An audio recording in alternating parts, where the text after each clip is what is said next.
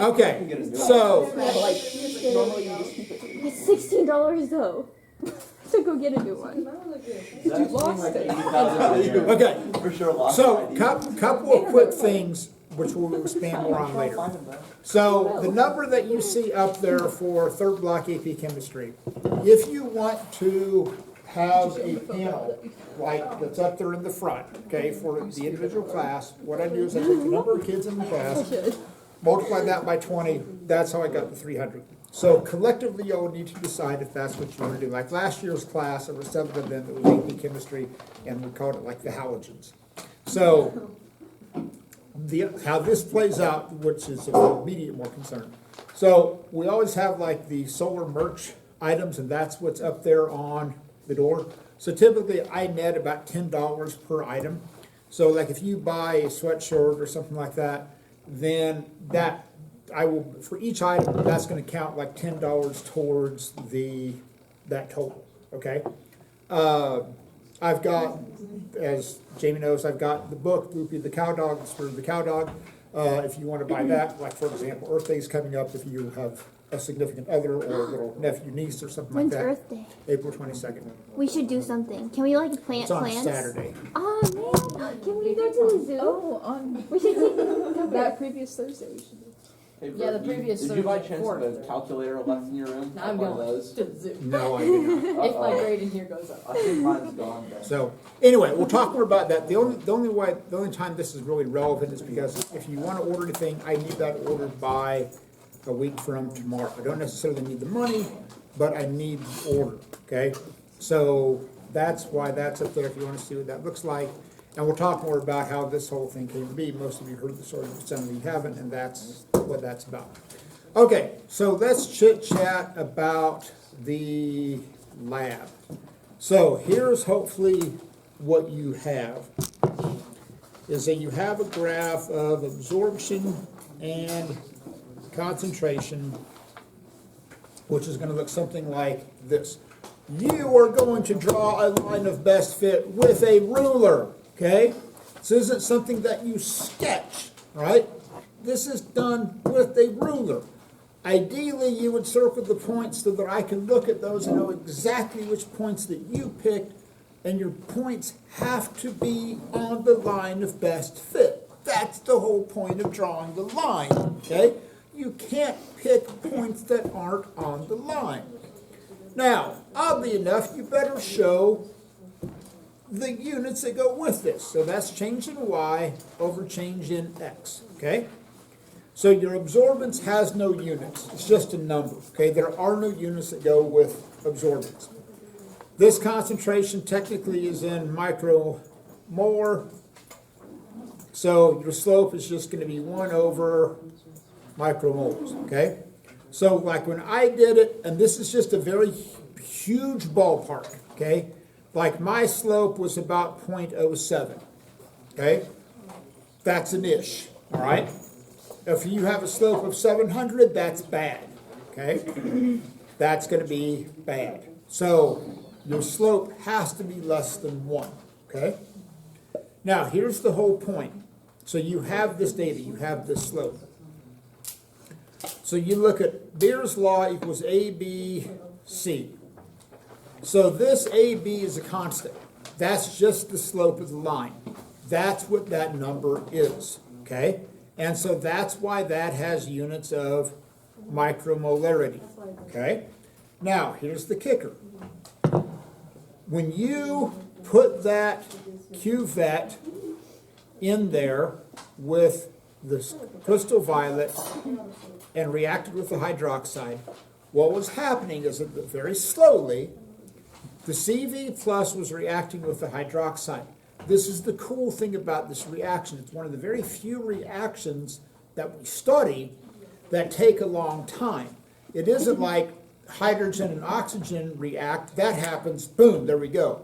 If hydrogen and oxygen reacted in a situation like this, you would in effect be watching it in slow motion, okay? It's like you would see the hydrogen and oxygen combine in slow motion. It's like slowly the flames would be formed, okay? But this one, boom, goes just like that. And before I forget, For those of you that are taking the AP chemistry test, we'll have a study session tomorrow night at 6 o'clock. Okay, Way to put that in there. Why Well- did you move the AP Physics test? huh? Why is the AP Physics test on Thursday?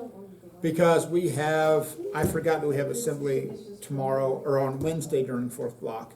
We have an So- assembly? Can we just Yes. not go? For Is it what? over the encore situation? No, it's Okay. it's some, What's it for? something else coming Put a up. box What? in the situation. Do we have to go? We'll talk. To what? There's an assembly in Fort. Wait, but I thought that was optional. No, For on everybody, right? It is, I don't know, I We don't should know. still just have it on Thursday. No. Or, I just have the test. Okay, we'll see. oh, that's true though, because if after the test on Thursday, Gracie's not gonna want to come volunteer with me, which means I'll have to do it by myself. Think about that, Bert. Every The study test. session next week also. No, because I'm stay here longer, Yes. so Okay. it's like, well, you might as well just go do it by yourself. Whatever. Okay, back to our story. So as this reaction was taking place, okay, as this reaction was taking place, what you were measuring was the absorption, and you were seeing that absorption become hopefully a smaller and smaller and smaller and smaller number because the CV was being consumed. And as there was less and less CV ions in there, what? I just thought of a name for the bank thing, but continue to see relevant. Okay. It might be MIDA. I thought you were talking about this lab, and I'm going like your concentration was going up, and I'm going, this is bad. No. Okay. I just had a. Okay. The bank. So anyway, so what as the CV concentration ions were getting smaller. Now, here's what you should have. Listen to me. Your second graph, you are going to have time. Some of you are taking a graph of like inverse of time. You will never, ever, ever, ever, ever graph an inverse of time in this class. Okay? You'll graph inverse of temperature, but you will never graph inverse of time. So what you should see is either you can draw two distinct graphs of the natural log of A, But he just said the or you can put 1 over A over here. Now, here's how you're getting these numbers. You know the slope of the line, okay? You know that value. You've measured the absorption. Then you're going to solve for the concentration. So basically, every absorbance value, you're going to divide by the slope of the line to get the concentration at those points. Then, on your column, then you're going to take the inverse of that concentration, and then you're going to take the natural log of that. Okay, so you should have all of that page filled out. And again, you could put this all on the same graph. You can put them on separate graphs. I don't care. It's up to you. It's whatever you feel comfortable with. So, hopefully what you see is that the natural log of A versus time is more linear than the inverse of time is. Jamie? So on 11 and 12, like, would C change in Beer's law? Which C? Oh yeah, what changes and what's the? Okay. Concentration. So here's the story. So you have A equals A, B, C. So A is your absorptivity constant. It's just a number. That's not going to change. Okay.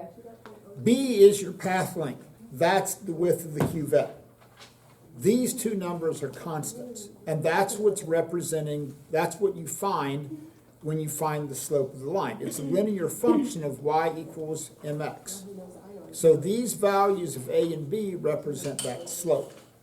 C is your concentration. That's why you graph that on the x-axis. And then your absorption is on the y-axis. So little a and little b are constants. Big A, little c change. Okay? What's the name of what's big A? I'm sorry. Big A is your absorption. And That's what you got from the probe. Okay? So hopefully, what you see, hopefully, is that that natural log versus time is more linear than the inverse of time. Okay? And if it isn't, pretend it is. Okay? I hate to bias you, but that's what you should see. Now, let's talk about on that last question, the pseudo rate law. So let me talk about that. So you have CV plus hydroxide yielding CVOH. This is purple, that's clear. So what we want to do is that we just wanted to isolate the CV plus ion. So this is what's known as the pseudo rate law. Because if it was first order with respect to each one, here's the problem. Okay? Mathematically, it's a train wreck. Because if you're changing both concentrations at the same time, then when you're graphing it, you don't know what you're graphing. Okay? Are we changing the hydroxide ion concentration, or are we changing the CV plus ion concentration? We don't know what we're doing if they're both allowed to change drastically.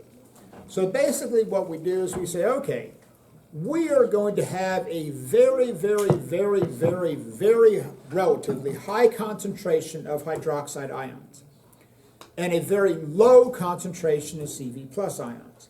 So what we're going to assume is, in effect, that the hydroxide ion concentration remains constant. So that way, if we compare two rates, R1, and then we have K, and the CV plus and the hydroxide ion concentration. So if we basically make those hydroxide ion concentrations so big that they don't change, that drops out, because they're basically the same in each situation. So it'd be like, Evan goes to the ocean, okay, to see Zach in New York City. And he goes, wow, I'm going to take a spoon. Okay, cool. So Evan takes a spoon and he goes to the ocean and he takes out a spoonful of water out of the ocean. So did he technically change the volume of the ocean? Yes. Is it enough to make any difference? No.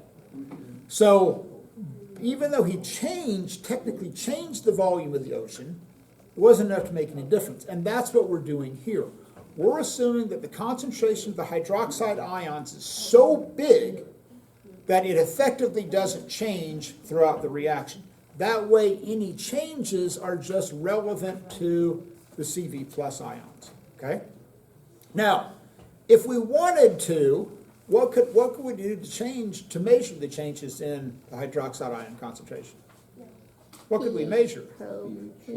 pH. Because as the reaction goes, what's going to happen to your concentration of your hydroxide ions? It's going to go down a little. It's going to go down. So what should happen to your pH? It should go down as well. Yeah. But what we did is we made that a constant, and so then we only looked at changes in the CV plus ions. Okay? Now, so on 13 on page 4, the value of the half-life, and again, this is what I got based upon my data. I got about 1,000 seconds, okay, as the value of my half-life. Based upon my slope, that's what I got. What you get? About half that. Yeah, it's like Okay. 600. The problem is that since you're dividing by such a small number, small changes in that slope play out huge in terms of, so that's why in that situation, I don't have an answer key. The only thing I can do is look at your work. Eli. My slope is, what's a decent slope range, would you say? I don't know. I could just tell you when I did it, I had a slope of 0.07. What's your slope? 0.003. 003 with 2 zeros? Huh? I think you're looking at the other slope. That seems small. There's two Are we slope talking about questions. Yeah. the second one or the first one? The first one. Oh, okay, I'm sorry. I got 0.03 on the first one. Okay, I can live with that. Okay, cool. Wait, so is there an ocean in New York? Oh That's my what's bothering God. me. Oh my god. It's on the ocean. Are you serious? New York City. New York City has like It's the like ocean? an island. It sits right on the ocean, like it's on the coast. Yeah, there's no oceans around Because here. that's How how was I supposed to know that? That's where it is in New York. It's on the ocean. That's like Oh my god, I thought it was like in the middle of New York. No, it's like right on the Well, coast. okay, that's different. I know it's on New York, but I just thought New York What about the City. Statue of Liberty? Yeah. It's in the ocean. Ellis Island. Why'd you go? I like how you get that visual. Like she wouldn't have known what the Statue of Liberty was unless you did this. Can you blame me? Valid point. Exactly. Well, have you ever heard of Manhattan Island?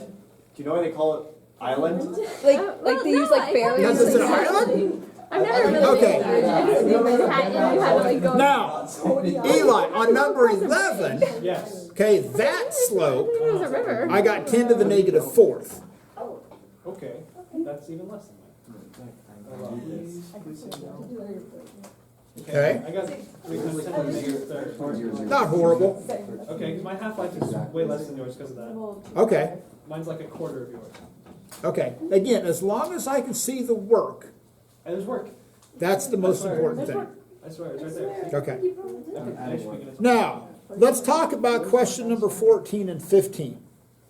So help me by all things chemistry. If you just write human error, okay, I will flip out. Okay? Or experimental error. No. Horrible. Train wreck. Bad. This is lab we did last week. That you want. Okay. I'm gonna say, I thought we were going through this one, but there always are 14 questions in here. So. What are your answers? Actually, So much. Skippy. Okay. Sorry to disappoint. So here's the story. So look at this visually, what's happening on 14. Let's talk about 14. So here's your concentration, your absorbance, and concentration graph. Okay? And let's say that you've got these nice points like this, and all of a sudden you have a point way down here, and then you have the other ones up here. Okay? So the question being is that what could have happened on that particular trial? Okay? That's the question. So think through the mechanism that was taking place, right? So here is this cuvette, and you were shining the light through it. So what did more light or less light go through on that off point that's way down below? Did more light go through or less light go through? More light went through. What that means is that there's less people making it across, so there's less bears, right? So what could you have physically done, what could have happened to basically reduce the number of CV plus ions that relative to what should have been? Reduce them. You Evan, didn't have the lid on properly. it has nothing to do with this. Then more light would be let in. But the light is transmitted through this, not through the top. That's why you close the lid. Well, maybe you didn't close the lid. Too much water. Iterate. Too much water, why? Because then it's clearer.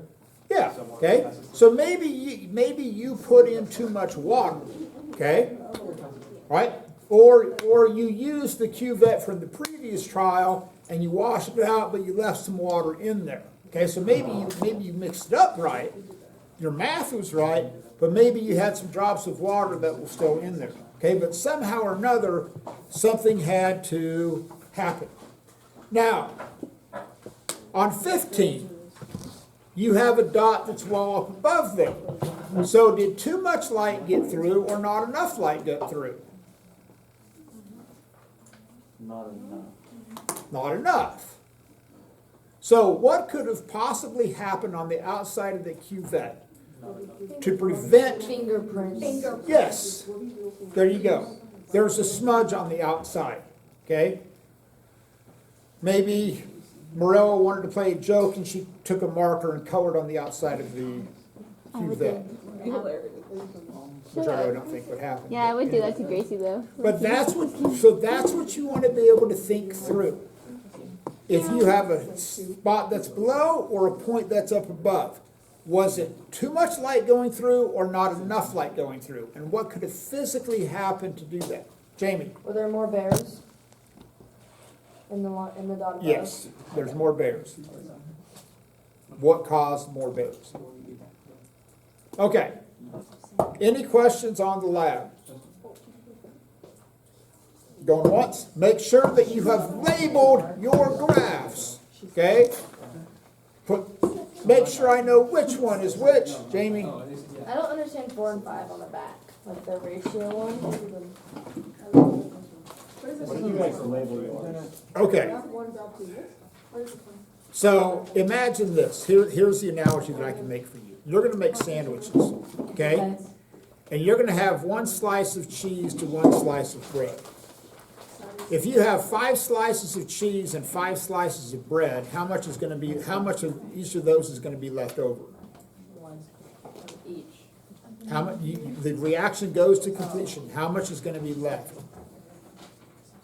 Nothing, right? Every slice of cheese is gonna react with every slice of bread, Yeah. right? Everything's gonna get used up. Now, imagine that you have 5 slices of cheese and you have 1,000,000 slices of bread. Okay? How much of the cheese is going to get used up? All of it. What percentage of your bread is going to get used up? A high percentage or a very low percentage? Low. Those are your answers. Alright. Okay, anything else going on? Let's go try some. Okay, get that handed in.